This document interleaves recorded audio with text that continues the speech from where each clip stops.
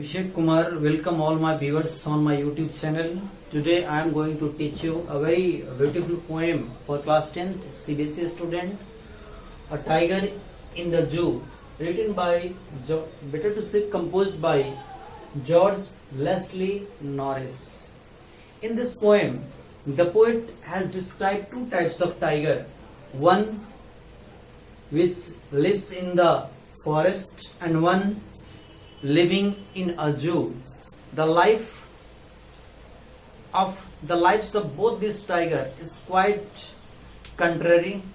One is free to do whatever he likes and other is restricted to do anything because he is caged in a zoo. दूसरे को बिल्कुल कैद कर लिया गया है, आप वो कुछ भी कर नहीं सकता है, रेस्ट्रिक्टेड है, कुछ भी करने से, और दूसरा जो जंगल में वो फ्री है, वो कुछ भी कर सकता है, whatever he likes. Now we are going to the text. The poem moves from the tiger in the zoo to tiger in a forest. जो फर्स्ट स्टांजा है वो टाइगर इन द फॉरेस्ट के बारे, tiger in the cage के बारे में है, tiger in the जू के बारे में है. ही, अब देखो पोइट ने क्या किया है कि ही कह के लग रहा है जैसे कि उसको इंसान के रूप में प्रस्तुत किया है, तो इस तरह के चीज को कहते हैं पर्सोनिफिकेशन. तो उसने टाइगर को पर्सोनिफाइड किया है. ठीक है. ही स्टॉल्क, स्टॉल्क मैंने लिख दिया है, नहीं लिखा मैंने, गलत किया है. स्टॉल्क मीन्स मूव स्लोली, है ना. He stalks in his vivid stripes. Vivid शब्द का अर्थ स्पष्ट होता है, साफ सुथरा होता है, और यहाँ पे विविड शब्द का अर्थ होता है ब्यूटीफुल. स्ट्रिप्स मीन्स होता है पैटर्न. जो उसके शरीर पे पैटर्न बने होते हैं वो काफी सुंदर होते हैं. उन पैटर्न के साथ वो चल रहा होता है. कहाँ पे? जो केज होता है, केज में थोड़ी बहुत जो उसको स्पेस प्रोवाइड की जाती है, उसी स्पेस के बीच में वो कुछ स्टेप्स चल पा रहा होता है. The few steps of his cage. Cage समझते हैं पिंजरा, वो पिंजरे का जो कुछ स्टेप्स होते हैं, जो कदम होते हैं, वो चल पा रहा है. वो धीरे धीरे अपने ब्यूटीफुल पैटर्न के साथ, जो उसका शारीरिक पैटर्न है, जो उसके सरफेस, जो स्किन का जो पैटर्न है, सरफेस का जो पैटर्न है, उस पैटर्न के साथ चल रहा होता है. On pads. पैड्स शब्द का अर्थ यहाँ पे होगा पॉज, पंजा. Of velvet. वेलवेट शब्द का अर्थ यहाँ पे सॉफ्ट होगा. क्वाइट मीन्स बिल्कुल शांत. अब कह रहा है कि उसका जो पॉज होता है, पंजा जो होता है, वो काफी वेलवेटी होता है, सॉफ्ट होता है. उन सॉफ्ट पंजों के साथ धीरे धीरे बिल्कुल क्वाइटली वो जो फ्यू स्टेप्स उसको प्रोवाइडेड है केस के अंदर, उसमें वो चल रहा होता है. इन इज क्वाइट रेज. लेकिन बहुत ज्यादा गुस्से में है वो पिंजरे में है, और पिंजरे में होने के कारण he is in anger. He is not willing to be there, but he is forced to live there. That is why he is very angry.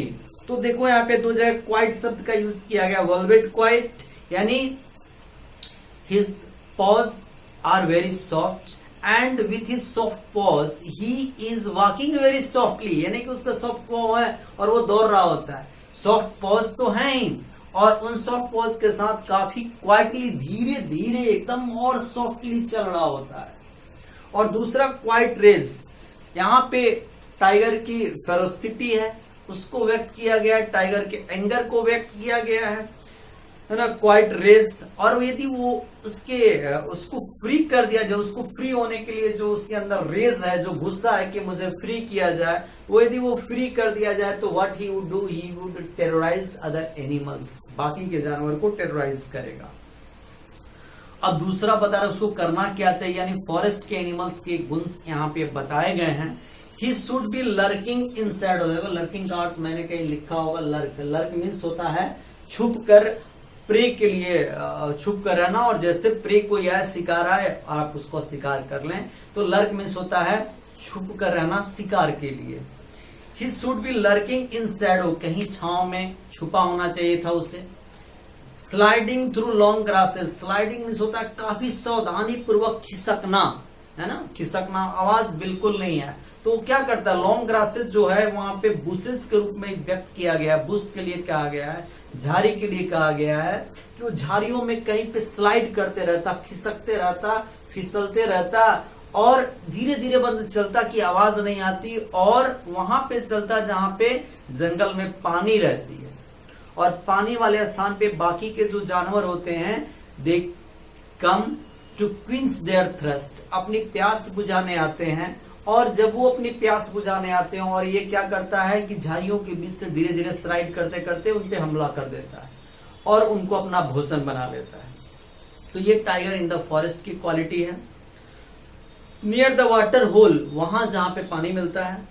Where plump deer pass, deer means आप समझते हैं हिरन, और plump means काफी मोटा fleshy, जो यहाँ पे हिरन आती है और वहां पे क्या करता है, छुप के रहता है शैडो में, स्लाइडिंग करता है लॉन्ग ग्रासेस के बीच में, और मौका पाकर क्या करता है, he just attack on there. He should be snarling, snarling शब्द मैंने लिखा होता है रोअरिंग, है ना, स्नार्लिंग शब्द का अर्थ होता है रोअरिंग, दहाड़ना, गरजना, है ना।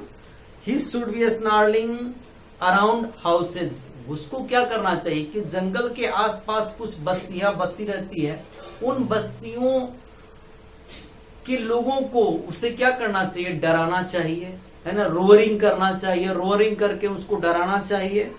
एट द जंगल्स एज, जंगल के किनार पे जो लोग बसे रहते हैं, जो लोग अपने घर बनाए रहते हैं, उन लोगों को टाइगर्स को डराना चाहिए, टाइगर डराता उन लोगों को।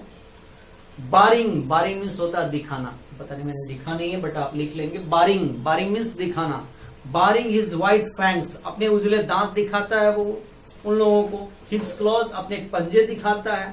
टेरराइजिंग द विलेज, गांव वालों को क्या करता है, टेरराइज करता है, डराता है ना। तो ये प्रवृत्ति होती है tiger living in the forest, है ना। He make the people terrorise, but here in the forest zoo what happens, people come to see the tiger, they make fun of the tiger, but tiger couldn't do anything, कुछ भी वो नहीं कर पाता। but in the forest what he could do, he is a member of the king's family, he could do whatever he likes, है ना, वो कुछ भी कर सकता है, वो टेरराइज करता है, लोगों को मारता है, जानवरों को मारता है।